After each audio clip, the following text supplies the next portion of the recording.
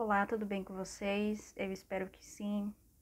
A princípio, eu queria agradecer o aceite do meu trabalho pela comissão organizadora dessa mostra virtual de trabalhos do Programa de Pós-Graduação em História da Universidade de Brasília. Gostaria de agradecer a oportunidade de estar apresentando a minha pesquisa atual para vocês. Em segundo lugar, gostaria de cumprimentar os demais alunos e professores da Universidade de Brasília, mais especificamente desse programa de História.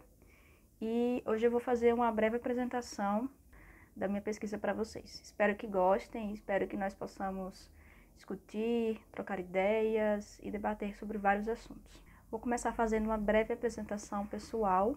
Meu nome é Bruna Mohana e eu sou natural de Sergipe. Ingressei no programa ano passado, no semestre 2019-2, e atualmente estou com a pesquisa que, como vocês podem ver aí no slide, ela se intitula A Partir da Caminho do Céu, o Bem Morrer na Aracaju Oitocentista, 1855-1900. O meu orientador é o professor Tiago Luiz Gil, e eu comecei essa pesquisa justamente para o doutorado, e desde então eu venho desenvolvendo. Eu vou fazer algumas pinceladas rápidas antes de começar a apresentação do trabalho em si. Eu escolhi esse tema já no final do mestrado. Eu fiz o mestrado em História na Universidade Federal de Sergipe e eu me interessei por esse tema já no final do mestrado. Então, eu decidi continuar trabalhando elite sergipana, elite aracajuana no doutorado e decidi enveredar pelo tema da morte, né? Um tema tão valorizado recentemente, mas que é um tema ainda tabu na historiografia. Como vocês podem observar, eu dou muita ênfase a essa ideia litúrgica católica do bem morrer, especialmente em Aracaju oitocentista. Então, qual foi o recorte temporal que eu escolhi para essa pesquisa? Então, eu trabalho com um período que vai de 1855 a 1900. 1855 porque foi um ano muito importante para a província sergipana. Foi o ano da transferência da capital, da antiga capital de São Cristóvão para as praias inóspitas e desertas do Aracaju, uma região que era habitada principalmente por pescadores, né, pessoas de baixa renda. Então houve a transferência da capital e aí eu começo a pesquisar a partir de 1855 e vou até 1900, ano em que terminou o século XIX. É importante mencionar também que eu escolhi esse recorte temporal, né, que começa em 1855, também em função da epidemia de cólera que atacou, que graçou a província sergipana entre os anos de 1855 e 1856. Então, não só em Sergipe, mas em outras partes do Império, essa epidemia de cólera e outras epidemias fizeram com que aumentassem as discussões em relação ao enterramento nas igrejas, a questão da secularização dos cemitérios. Então, isso foi muito interessante também e também vivenciado em Sergipe.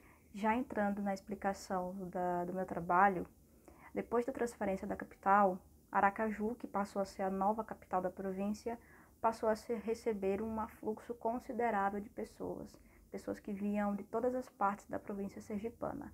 Mas, sobretudo, elas vinham também da zona da Cotiniba, que era a região mais próspera da província por causa da plantação de açúcar. Então, aos poucos, a cidade começou a receber não só melhoramentos na sua infraestrutura, que era muito carente no começo, mas começou a receber pessoas, inclusive membros da elite sergipana. Começaram a comprar terrenos, comprar casas em Aracaju, como, por exemplo, o Barão de Maruim, que é uma das figuras muito conhecidas na historiografia local. Então, no mestrado, não é que eu criei um conceito, mas eu comecei a chamar esses novos membros da elite, essas pessoas que começaram a migrar para Aracaju, de nova elite. Por quê? Porque essas pessoas, elas não eram ligadas mais aos engenhos, à cana-de-açúcar tão diretamente, não eram grandes latifundiários, donos de escravos. Eram pessoas que faziam parte do funcionalismo público, faziam parte do comércio, então eles tinham atividades diversificadas. Nesse grupo, eu incluí também sacerdotes, oficiais militares, então você tem aí uma variedade de ocupações. E esses membros da nova elite, eles teciam laços de solidariedade, de vizinhança, dentro do que a gente chama do quadrado de Pirro. Olhem aí no imagem, olhem aí no slide. O quadrado de Pirro, né, era a região mais nobre da capital. E esse nome, ele foi criado em decorrência do engenheiro que o projetou, Sebastião Basílio Pirro, que era um engenheiro da província, e esse é o traçado urbanístico da capital, foi o nosso primeiro traçado, corresponde atualmente ao centro de Aracaju. Então, essas pessoas da nova elite, elas começaram a circular e estabelecer relações, compadrio, matrimônio, etc., nessa região. Quais são os meus objetivos com essa pesquisa? Primeiro objetivo geral, investigar os significados das práticas fúnebres adotadas pelos grupos populacionais da freguesia de Nossa Senhora da Conceição do Aracaju e como elas manifestavam a preocupação desses agentes com a boa morte cristã. Eu encontrei na documentação essa primeira denominação a partir de 1862. Então, o novo cemitério já vai ser criado sob essa denominação de Nossa Senhora da Conceição. Então, meu objetivo é investigar as práticas fúnebres, a representação que os aracajuanos daquele período eles construíram em torno da morte, mais especificamente do bem morrer, como eu já falei no começo.